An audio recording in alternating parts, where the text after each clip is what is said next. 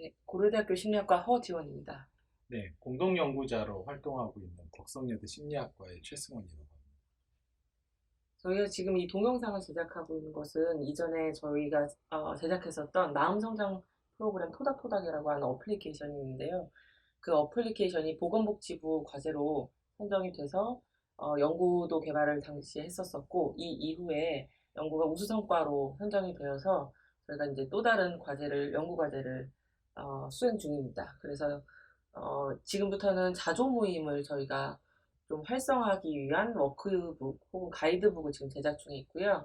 이 가이드북은 PDF 형태로 배포가 될 예정입니다. 정신질환 고위험군이라고 해서 이제 우울이나 불안을 경험하고 있으신 분들이 서로 이제 모여 있는 그런 자조 모임과 관련돼서 조금 더 재미있는 재료를 저희가 보여드리기 위해서 이걸 제작 중이고요. 자조 모임에 대해서 간단히 설명을 부탁드립니다.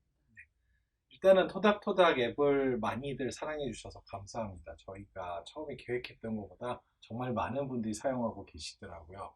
저희가 그래서 그냥 각자 사용하시기보다는 좀 더 함께 모여서 집단 치료적으로 활용할 수 있는 방법이 없을까 고민을 하다가 이렇게 함께 모이셔서 서로 연습도 해보고 생각도 나누면서 좋은 결과를 좀 치료적 결과를 만들어 갈 수 있는 그런 어떤 방안을 여러분들에게 제공해 드리고자 이 프로그램을 준비했습니다.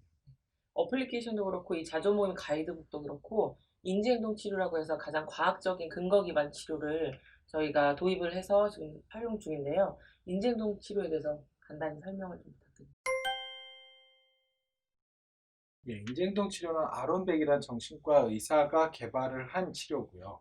이후에 이것이 그분의 딸이었던 임상심리학자 주디스 백에 의해서 훨씬 이제 다양하게 발전되었습니다. 주로 생각을 바꾸기 위한 치료 기법이라고 생각하시면 되겠고요. 처음에는 우울증에 효과가 있는 것으로 밝혀졌었는데 이후에는 공황장애나 다양한 공포증 등에서도 아주 효과가 있는 것으로 널리 알려지고 있습니다. 그래서 최근에는 이런 우울이나 기분 문제들, 불안장애 문제들을 치료하는 데 있어서 효과가 검증돼 있는 가장 믿을 만한 치료로서 지금 추천되고 있습니다.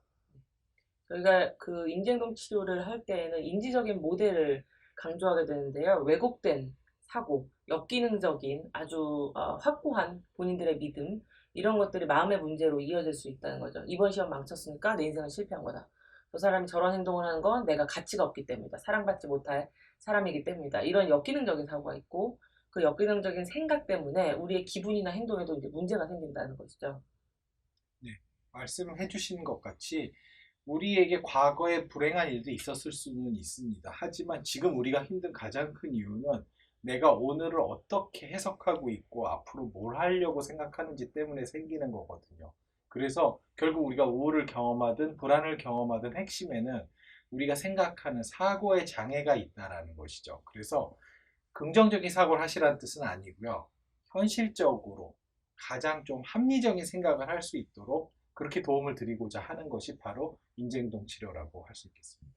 한때 그런 트렌드가 있었어요. 정신승리 하려고 하고 뭔가 마음속에 내가 품고 있는 그 꿈들을 굉장히 구체적으로 그리면 이런 것들이 정말로 이루어지고 이런 열풍이 상당히 있었었는데 사실은 연구 결과상 그런 정신승리라든지 그런 정도의 자기계발서는 오히려 우울하신 분들 더 우울하게, 불안하신 분들 더 불안하게 만들거든요. 그러니까 이 책에 나와 있는 대로 하면은 될 것 같은데 왜 나는 안 될까? 이런 것들 때문에 오히려 본인들 마음을 더 불편하게 할 수 있고요. 정말 현실적인 수준에서 그 정도까지는 아니다. 이런 것들을 알려주는 게 인지행동 치료라고 할 수 있습니다. 역기능적인 믿음이 있다면 정말 현실적이고 적응적인 수준으로 적절히 수정하는 게 저희 목표라고 할 수 있고요. 이런 경우에 이제 우리 기분도 혹은 행동도 조금 더 적응적인 방식으로 나아질 수 있다는 거죠. 그래서 상당히 다양한 기법들이 있습니다. 그런데 여러분들이 모여서 하셔야 될 작업 중에 가장 중요한 거는 자동적 사고라는 것을 찾고 이것을 어떻게 변화시킬지를 이제 연습을 하셔야 되는 거죠. 이 자동적인 사고라고 하는 것들은 굉장히 다양한 이름들을 갖고 있어서 어떤 책을 보면 역기능적인 사고, 자동적인 사고, 뭐 왜곡된 신념 여러 가지 단어들로 사용되지만 어쨌든 본인의 머릿속에서 일어나는 여러 가지 생각들이라고 생각하시면 됩니다. 자, 그래서 좀 구체적으로 그러면 자동적 사고가 뭔지에 대해서 설명을 드려야 될 것 같아요. 왜냐면 일반적으로 우리가 흔히 쓰는 얘기는 아니잖아요. 그래서 네. 과연 자동적 사고가 무엇인지를 한번 설명을 드려야 되겠는데요. 네. 사람들은 대부분 자동적인 사고를 갖고 있습니다. 그런데 이 자동적인 사고는 우리가 아주 심사숙고하거나 합리적으로 단계를 밟아서 생각하는 방식은 아니고요. 굉장히 빠른 형태로 스쳐 지나갑니다. 언어적인 형태로도 스쳐 지나가기도 하지만 뭐 내가 망했다. 혹은 내가 망한 것과 같은 그런 이미지의 형태로도 빠르게 스쳐 지나가죠. 나는 그냥 패배자이다. 혹은 이제 패배자의 심상들 이런 것들이 자동적으로 순식간에 떠오르는데 문제는 이런 것들이 굉장히 빠르게 스쳐 지나가기 때문에 사람들은 이 사고에 집중은 못하고요. 사고 이후에 물밀듯이 밀려들어오는 감정에 집중하기 시작합니다. 그 감정이 뭔가 변화한다. 그럼 내가 감정이 왜 이러지? 내가 왜 불안해지기 시작했지? 그럼 결과적으로 그 사고는 뒤로 밀어놓고요. 감정 혹은 불안에 몰두된 상태에서 본인의 행동이 위축된다던가 혹은 더 과잉한 행동을 한다던가 이런 상태가 됩니다. 이 과정에서 본인의 생각은 굉장히 무비판적으로 그걸 차마 모니터링 할 새도 없이 일단 감정이 많이 압도되는 거죠. 그래서 저희가 추천드리고 싶은 거는 그냥 너무 판단을 빨리 하지 않는 것도 하나의 연습이 되셔야 돼요. 만약에 우리가 누군가에게서 누군가 전화를 한 거죠. 우리가 전화를 걸었는데 그 사람 신호는 가는데 받지를 않는 거죠. 그러면 이런 경우에 우리가 되게 다양하게 생각해 볼 수 있잖아요. 그냥 뭐 바빠서 그럴 수도 있는 거고, 딴 일을 하다가 그럴 수도 있는 거고, 뭐 어떻게 경우에는 뭐 이제 핸드폰이 방전이 됐을 수도 있는 거거든요. 근데 어떤 사람들은 특히 우울증이 있는 분들은 바로 그런 생각이 드는 거죠. 아, 이 사람이 내 전화 피하고 있구나. 나를 싫어하고 있구나. 왜 그러지? 나의 어떤 점이 마음에 안 들었던 거지? 자, 이렇게 생각하기 시작하면 인생이 정말 힘들어지는 거죠. 자, 우리가 좀 건강하게 사는 방법은 판단을 좀 유보하고 여러 가지 이유가 있을 수 있다는 걸 차근히 생각해 보는 거죠. 이렇게 이런 여러 가지 훈련들을 거치면 본인의 사고에 대해서 그 마음속에 떠오르는 그 사고를 그 순간 잠깐 붙잡아두는 그런 마음의 힘이 생기기 시작합니다. 특히 이제 감정 변화에 본인이 주목을 하게 되면 아, 내가 왜 지금 이런 감정이 들지? 아, 내가 방금 이 직전에 이런 생각을 했나 보다 하면서 자동적인 사고로 식별할 수 있는 방법을 차츰 배우게 됩니다. 내가 왜 화가 났지? 방금 어떤 생각이 스쳐 지나갔지? 그래서 이제 인지행동 치료 회기 동안에는 내담자가 끊임없이 자기 자동적인 사고를 식별하는 훈련을 하게 되고, 그리고 그 실제 자동적인 사고가 정말로 정확한지, 타당한 근거가 있는지, 나한테 도움은 되기는 되는지, 이런 것들을 평가하게 됩니다. 이 과정에서 인지 왜곡이 점차 줄어들게 되는 거죠. 네, 그래서 뭐 여러분들이 하실 수 있는 방법은 어느 순간에 어떤 경우를 해도 상관없어요. 되게 불편한 감정이 드는 순간에 내가 도대체 지금 무슨 판단을 했기 때문에 이렇게까지 불편하지라는 걸 한번 역으로 생각해 보시라는 거예요. 그래서 그럴듯한 내가 지금 무슨 생각을 하고 있었구나, 어떤 판단을 하고 있었구나를 먼저 확인하고 그 다음에 천천히 이 생각이 과연 그러면 맞는 생각일까? 얼마나 합리적일까? 이걸 좀 따져보시라는 거죠. 자, 이걸 따져보려면 우리가 또 생각해 봐야 될 게 그럼 이런 생각들이 고치고 우리가 변화를 시켜야 될 텐데 그럼 도대체 얼마나 우리는 다양하게 왜곡된 사고들을 하고 있는지 자동적 사고의 종류를 좀 알아보셔야 되겠습니다. 사람마다 눌리는 그 버튼이 각각 다르긴 하지만 좀 공통적으로 몇몇 가지를 묶어두기 시작했습니다. 인지행동 치료적인 접근에서요. 그래서 굉장히 다양한 왜곡된 사고들이 있지만 저희 워크북에서 다루는 내용은 한 6가지 정도로 좀 축약을 해봤었어요. 그래서 그 역기능적인 신념에 대해서 선생님들이 이제 들으면서 몇 가지 질문을 스스로에게 좀 해보는 것도 필요하고요. 아까 말씀드렸던 것처럼 자조 모임처럼 같이 좀 집단을 꾸려서 모이면서 여러 가지 생각들을 공유하는 게 중요합니다. 인지행동 치료를 기반으로 한 대부분의 심리 치료에서는 가이디드 디스커버리라고 해서 길잡이식 발견, 이끄는 발견 이런 식으로 이제 번역을 하긴 하는데요. 소크라테스식 문답법으로 알려줘서 그 사람의 여러 가지 잠재되어 있었던 생각들 이런 것들을 위로 수면 위로 끄집어 올리는 일들을 하게 됩니다. 뭔가 직접적으로 막 설득하거나 가르치려 들거나 논쟁하거나 이런 것보다는 그냥 다만 질문을 툭 던지는 거죠. 그래서 인지를 이끌어내는 자동적인 사고나 자동적인 이미지, 믿음들을 이끌어냅니다. 그래서 이제 모이셨을 때 하는 거는 이런 시도를 해보셨으면 좋겠어요. 우선은 서로 불편했을 때 무슨 생각들을 했는지를 좀 잘 적어 오시고 그것들을 서로 나눠 보시는 거죠. 그리고 그 생각을 얘기하면서 무조건 그건 틀렸어요, 고치세요라고 하기보다는 생각 하나를 꺼내놓고 모이신 분들이 한번 토의를 해보시는 거예요. 그 생각을 가져오신 분한테 왜 그렇게 믿으시게 됐는지에 대해서 다양한 각도로 서로 좀 질문을 던져보는 거죠. 무엇을 보고 그런 판단이 드셨죠? 어떤 이유가 있었을까요? 이렇게 서로 대화를 하다 보면은 점차로 내가 너무 이거를 과장되게 생각한 건 아니었나? 왜곡된 게 아니었나라는 게 어떨 때는 그냥 발견이 될 수도 있거든요.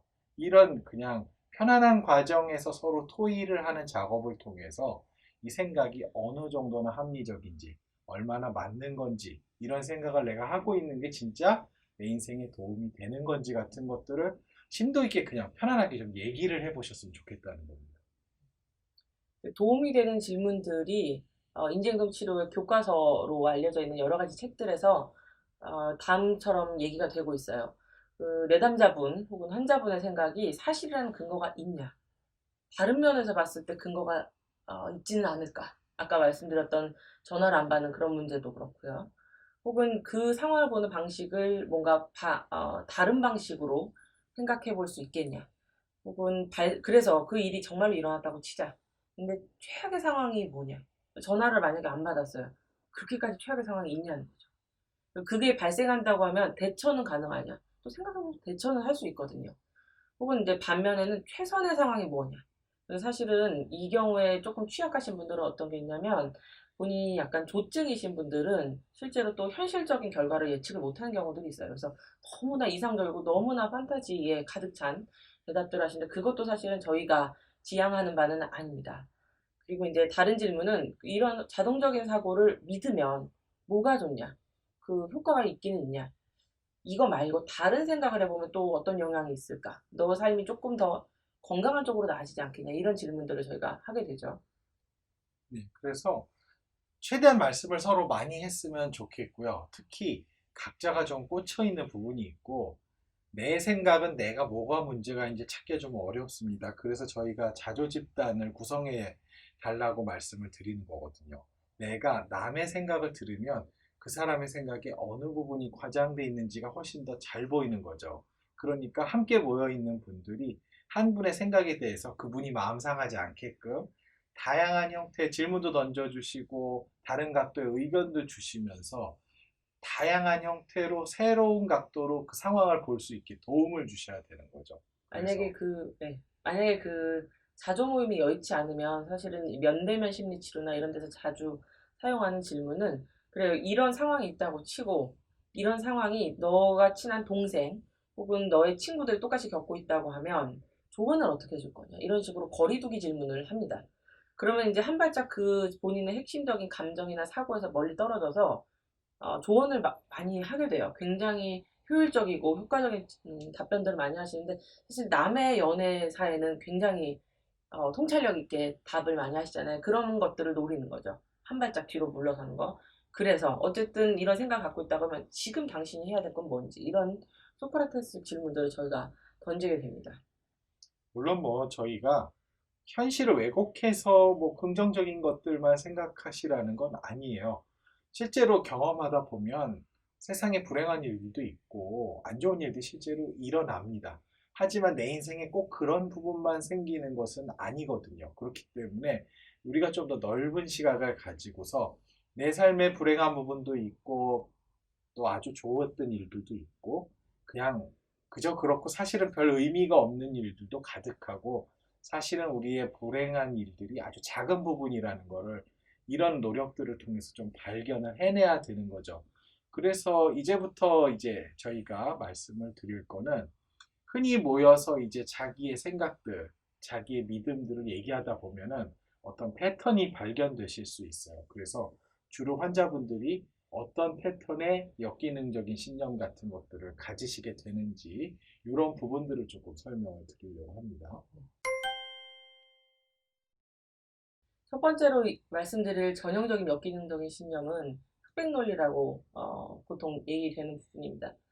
그 흑백 논리의 경우에는 아주 극단적인 수준으로 내가 저 사람은 나의 친구 아니면 적 이런 식으로 전부 아니면 전무의 사고를 가지거나 아주 양극단에 있는 생각들을 하게 됩니다. 이분법적으로 이거 아니면 저거. 그러니까 그 연속성 상에서 뭔가를 놓고 보지 않고 요 정도면은 괜찮은 거 이런 게 없어요. 이거는 망한 거나 성공한 거 둘 중에 하나거든요.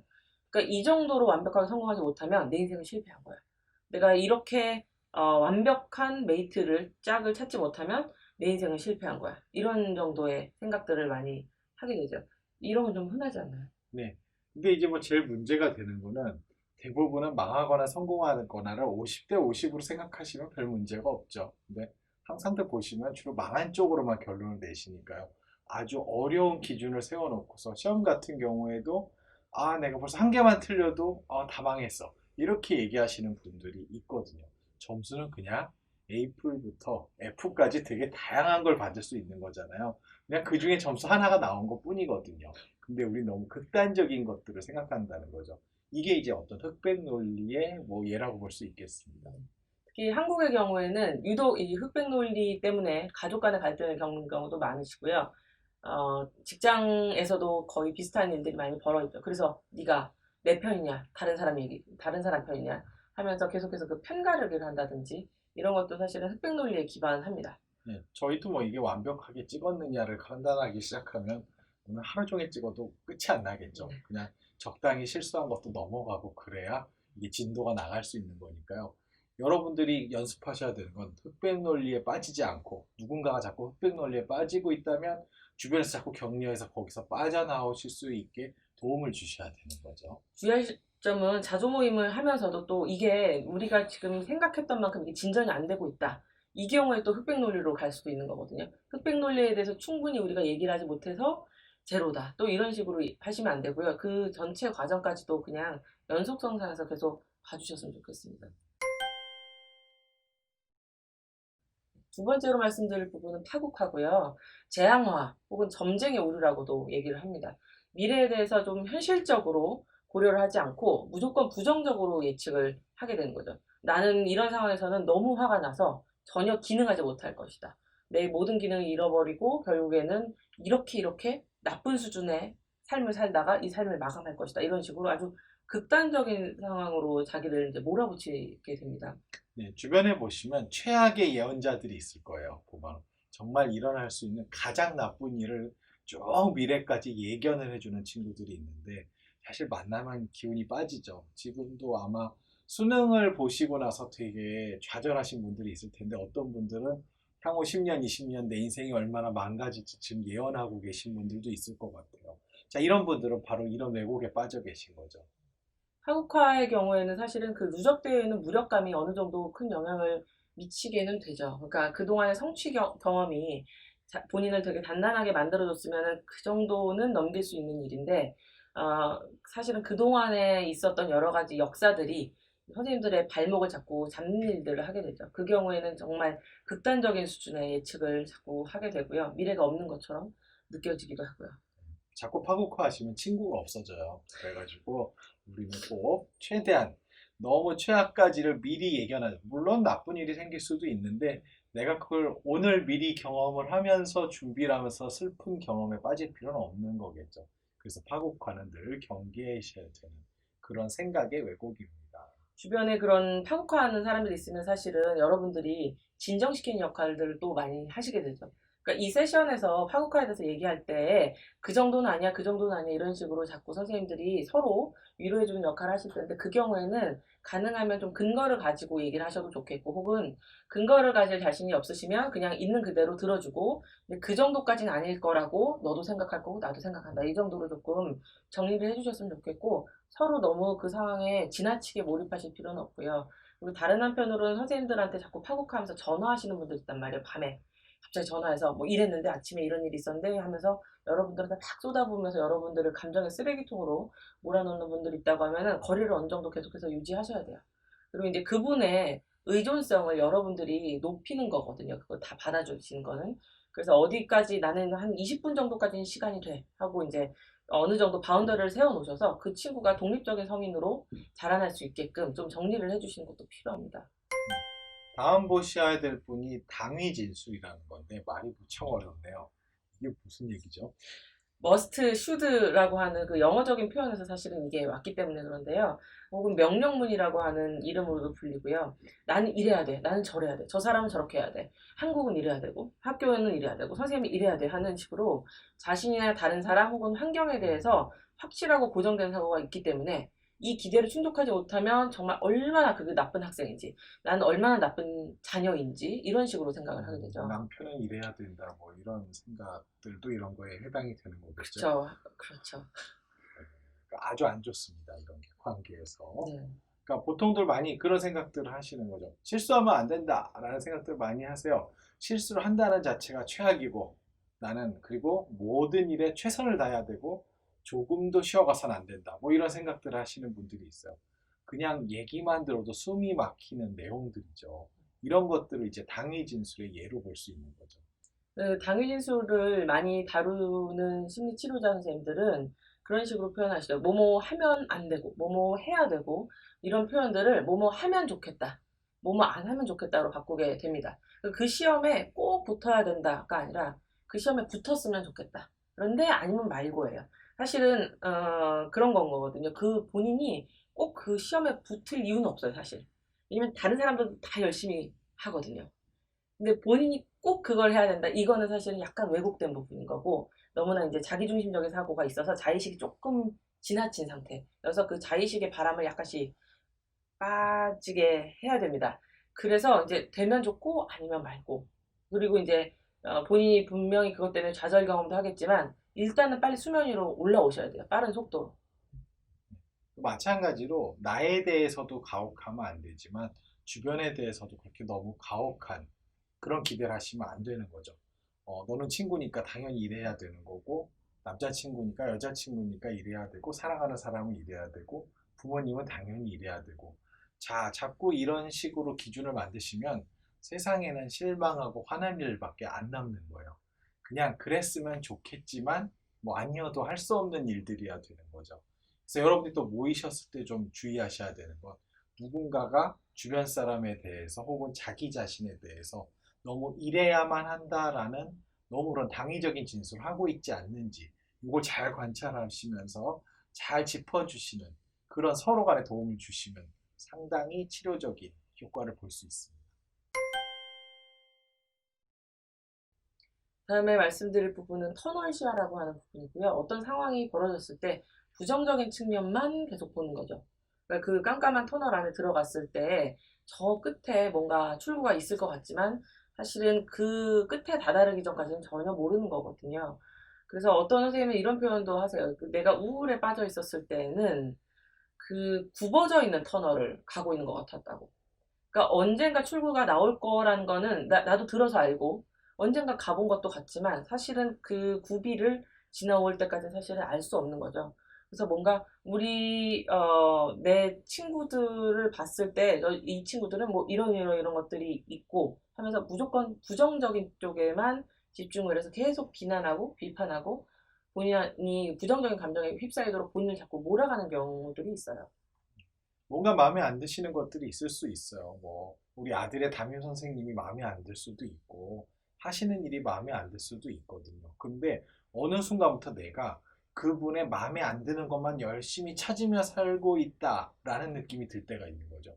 이때부터가 여러분들이 어떤 우울증의 무덤에 빠지시는 겁니다. 그래서 그냥 그 사람에게서 있는 그대로 마음에 안 드는 것과 마음에 드는 것과 그냥 뭐 그저 그런 것들을 잘 구분해서 한 명의 인간으로서 바라보실 수 있어야 되는 거죠. 꼭 인간에서만 문제가 아니라 모든 일에 대해서 혹시 내가 안 좋은 걸 열심히 찾고 살고 있는 건 아닌지를 스스로 질문을 해봐야 되는데 또 이게 또 본인이 잘 안 보이잖아요, 이런 게. 안 보이죠. 네, 그렇기 때문에 모이신 분들이 또 열심히 이런 분들 서로 남의 건 잘 보여요. 항상 우리가 지적하는 건 참 쉽거든요. 그러니까 남의 건 잘 보이니까 꼭 그런 걸 잘 찾아주시되 부탁드리는 건 너무 가르치려고. 요즘 누구 가르치려고 하면 다들 싫어하시잖아요. 막 선비질한다고 하고 되게 싫어하시는데 너무 내가 너보다 나은 사람으로서 가르치려고 하는 모습을 보이지 마시고 좀 이런 거 아닐까요? 라고 하면서 그냥 정말 친구처럼 한번 조언을, 질문을 던져주시면 효과가 참 좋을 것 같습니다. 독심술이라고 하는 인지 왜곡도 있습니다. 독심술은 좀 더 현실적인 가능성이 분명히 있을 텐데도 아니야. 그 사람은 표정이 그랬으니까 이런 마음을 갖고 있어. 저 사람이 저렇게 얘기한 거는 이런 의도였어. 하면서 다른 사람들의 마음을 본인이 이미 읽고 있습니다. 본인이 다른 사람의 생각들을 다 알고 있다고 생각하고 있어요. 그럼 직장 상사가 보통 이런 생각을 많이 하시잖아요. 넌 분명히 틀림없이 이런 생각을 하고 있는 거야 라고 얘기를 하시는데 이런 건 답이 없죠. 나는 그 생각을 하고 있지 않는데 그분은 제 마음을 다 읽고 있다고 생각하는 거예요. 근데 과연 그것이 옳을지는 자신의 삶을 돌아보시면 아시겠죠. 때로는 뭐 여자친구가 나에게 이런 얘기를 한 적도 있을 거고 네 마음은 분명히 지금 이래라고 얘기하는데 사실은 전혀 그렇지 않은 경우들도 있거든요. 그래서 이것도 내가 남의 마음을 정확하게 읽고 있다라는 거는 인간이 가지고 있는 되게 큰 오해 중에 하나예요. 잘못된 생각인 거죠. 거의 연구 결과상으로 봤을 때는 거의 한 반 정도만 맞아요. 반만 맞고 반만 틀리고 이 정도이기 때문에 그것도 마찬가지로 이런 거는 아닐까 하면서 본인이 직접 물어보시는 게 나아요. 반의 목숨 걸 수는 없는 거죠. 독심술의 경우에는 사실은 많은 사람들이 특히 한국 사람들은 다른 사람에게 직접적으로 자기의 주장을 하는 걸 굉장히 어려워하기 때문에 조금 계속 넘겨지는 경향들이 있어요. 그러다가 이제 맞아 떨어지면은 그때서는 거봐 맞았잖아 이런 식으로 생각을 하게 되는데 좀 본인들이 좀 많이 주의를 하셔야 됩니다. 왜냐하면 특히 독심술 같은 경우에는 혼자만 생각을 하고 있기 때문에 드러나기가 굉장히 힘들고 만성화된 후에야 알게 되거든요. 이게 다 틀린 거였나? 그럼 그 사람들이 나에 대해서 그렇게 생각하고 있었던 거는 아니었구나. 이거를 뒤늦게 알게 되는데 그 경우에는 사실은 관계가 많이 틀어진 이후에나 알게 되기 때문에 본인이 조금 그건 잘 마음을 좀 단도리를 하셔야 될 것 같습니다. 자꾸 그런 기대를 하고 보시면 그게 보여요. 그러니까 항상 이럴 때는 내 생각이 옳은 방향으로 가고 있는지를 많은 사람과 논의하는 게 필요한 거죠. 바로 자조 모임이 해주셔야 될 역할이 그런 겁니다. 함께 계실 때에도 굳이 다른 사람 마음 읽으려고 하지 마시고 기분 너무 맞추려고 하지 마시고 일단 있는 그대로 흘러가게 좀 두세요. 왜냐하면 여러분들은 모여있는 여러분들이 이미 다른 사람들 배려하는데 너무 익숙해져 있는 사람들이기 때문에 여러분들이 아무리 이기적으로 행동해봤자 그렇게까지 안 이기적입니다. 그러니까 우리나라나 일본에서만 있는 정말 잘못된 단어 중에 하나 민폐여서 항상 민폐 끼치지 않으려고 이미 살고 있고 근데 저 사람은 그럼 어떤 생각을 하고 있을까 이렇게 다른 사람 마음 파악하는데 너무 초점이 많이 맞춰져 있기 때문에 약간 그 안테나를 좀 꺼두셨으면 좋겠습니다. 네, 다음은 뭔가요? 과잉 일반화고요. 과잉 일반화의 경우에 너무 지나치게 일반화해서 현재의 상황을 아예 넘어서는 정말 이 모든 것들은 나의 실패를 얘기하는 거다 하면서 부정적인 결론을 내립니다. 그 모임에서 뭔가 내가 불편감이 있었다. 그렇기 때문에 나는 다른 사람 사귈 자세가 안 되어 있다. 하는 식으로 몇몇 가지의 부정적인 사건들, 혹은 심지어 중립적인 사건이 있다고 할지라도 이 부분들에 대해서 과대하게 확대 해석하는 경우들이죠. 네, 뭐 회사 한 군데를 넣는데 떨어졌어요. 아, 우리나라 기업 어디도 나를 원하지 않는다. 이렇게 되면 이제 일반화가 되는 거죠. 나는 고작 하나를 지금 시도해 봤을 뿐인데요. 이렇게 아주 작은 경험을 가지고 마치 세상을 다 경험해 본 것처럼 확산해서 부정적으로 생각하는 거, 이런 것도 하나의 좋은 예가 되겠습니다. 지금까지 이제 역기능적 사고에 대해서 알아봤고요. 이 역기능적인 사고를 들으시다 보면 이거랑 조금 비슷하지 않을까, 겹쳐지지 않을까 이런 생각들도 드실 텐데 그럼 굉장히 자연스럽고 실제로 여러 가지 역기능적인 사고가 한 사건에 같이 맞물려서 돌아가는 경우들도 있습니다. 그래서 그 부분은 고려를 해주셨으면 좋겠고요. 네. 보통 그래서 이렇게 부정적인 사고들이 계속 들다 보면은 환자분들이 나름 적응하려고 나름 딴에는 하시는 행동들이 있잖아요. 근데 이게 결과적으로는 내 증상을 더 나쁘게 하는 것들이 있는데 뭐 어떤 것들이 있을까요? 본인들이 이런 행동을 하고 있다고 하면 잠깐 내가 지금 뭔가 역기능성 사고가 있기는 있구나 생각을 하셔야 됩니다. 부정적인 감정이 일단 올라오면 안 보려고 하고 회피하려고 하는 거 혹은 완벽해지기 위해서 나는 이런 엄마여야 돼. 난 이런 애인이어야 돼. 이런 것들. 혹은 지나치게 책임감을 가진다든지 분명히 원가족도 성인인데 내가 뭔가 원가족을 다 책임져야 될 것 같은 생각들 혹은 친해지는 걸 회피하는 거 그래서 새로운 모임에 가지 않는 거 혹은 다른 사람들이 나를 알아봐 주기를 바라는 것, 가만히 있음에도 불구하고, 혹은 다른 사람하고 직접적인 대결이나 경쟁을 피하려고 하는 것, 본인의 자원이나 능력들을 충분히 발휘해도 되는 상황에서 이런 것들인 거죠. 네, 또 어떤 분들은 본인이 다 책임지려고 하시는 분들이 있어요. 어디 갔을 때 본인이 다 준비하고 본인이 그 상황 다 통제하려고 노력하는데 결국 마음만 상하고 결과적으로는 점점 더 그런 모임 가기가 힘들어집니다. 그래서 이런 거 피해야 되겠고요. 근데 또 반대로 상당히 어린이처럼 구는 경우도 있죠. 막 떼쓰고 가서 막 모든 사람들이 자기만 배려해 주길 바라고. 자, 이러면 뭐 바로 파국적인 결과가 옵니다. 그래서 당연히 이런 거 피하셔야 되겠고요. 하지만 그렇다고 해서 그냥 가셔서 자기 자신에게 가장 솔직하시면 돼요. 그냥 가서 모임에 어디에 가셨든지 싫으면 싫다, 좋은 건 좋다라고 얘기하시는 게 좋지, 일부러 막 되게 긍정적인 얘기만 하려고 하는 거. 자조 모임에서 가장 나쁜 자조 모임 중에 하나가 서로 덕담을 나눠 갖는 거예요. 막 서로 좋은 얘기하면 내 마음이 힘들 때 그 모임을 갈 수가 없어집니다. 그렇기 때문에 솔직한 얘기들을 해주시면 되겠고요. 또 어떤 것들을 신경 써야 될까요? 네, 자조모임에서도 마찬가지인데요. 본인이 뭔가 다 할 수 없다고 끊임없이 얘기하시는 분들이 있거든요. 여러 가지 이유가 있긴 있어요. 본인이 갖고 있는 능력을 딱 발휘했을 때, 그때 이 관계가 여러 가지가 틀어질 것을 너무 우려한 나머지, 본인을 드러내지 않는 것, 혹은 책임을 회피를 한다던가, 부적절하게 친밀감을 요구하면서, 나와 뭐 굉장한 관계에 있다고, 다른 사람하고, 서로 소통하려고 굳이 소통하려고 하는 태도들, 이런 것들은 조금 본인의 역기능적인 사고가 어느 한 측면에서 여러분들의 감정이나 행동들을 자꾸 잘못된 방식으로 추동한다고 생각하시면 되겠습니다. 네, 그리고 자조 모임 때 또 주의하셔야 될 게 인간관계에 대해서 너무 큰 기대는 안 하셨으면 좋겠어요. 우리 사회생활에서 정말 중요한 건 사람과 사람 사이에 적당한 거리를 유지하는 겁니다.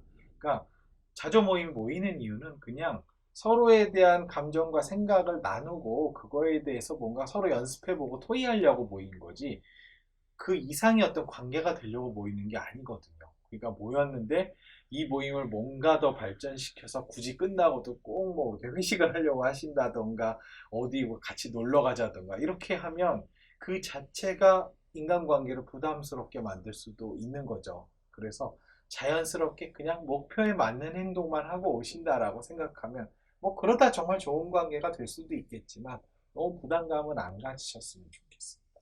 아주 특정한 예외를 제외하고는 세상에 좋은 사람도 없고요, 나쁜 사람도 없고 내 마음 같은 사람도 없습니다. 적당히 쿨하고 끈적거리지 않는 관계, 적당한 거리를 계속해서 유지하는 게 자조 모임에서도 훈련이 됐으면 좋겠고, 여러분들이 다른 사회적인 장면에서도 그런 정도의 거리를 계속해서 유지해주면 좋겠어요. 그 과정에서 자기 행동들 한 발짝 뒤에서 바라보면서 여러 가지 통찰들을 얻기를 바랍니다. 뭐 이렇게 설명을 드린다고 해서 한 번에 다 이해가 되시진 않을 것 같아요. 하지만 우리에겐 집단지성이 있습니다. 내가 이해하지 못했던 분을 같이 오셨던 어떤 부분이 더 잘 이해할 수도 있는 거거든요. 그래서 열심히 토의하시고 뭐 자료도 열심히 보시고 필요하신 경우에는 뭐 질문 같은 거 남기셔도 되겠습니다. 뭐 연구실에 연락을 주셔도 아마 많은 도움을 주실 것 같아요. 뭐 연락을 하면 답을 주실 예, 건가요? 예. 네. 답 언제 주실지 모르겠지만 분명히 성심성의껏 답을 해주시리라 믿고, 네. 자, 그래서 한번 계속적으로 모임을 진행하시면서 그때그때 또 어떤 걸 느끼시게 되는지 이런 피드백 같은 것도 보내주시면 저희가 이 프로그램을 앞으로 더욱 발전시키는 데도 큰 도움이 될 것 같습니다. 네. 여기까지 할까요? 아, 네. 그러면은 예, 수다가 길었으니까요. 오늘 일단 여기까지 하고 진짜 재밌는 얘기는 여러분들이 모여서 많이 하셨으면 좋겠습니다. 네, 감사합니다. 네, 감사합니다. 수고하셨습니다.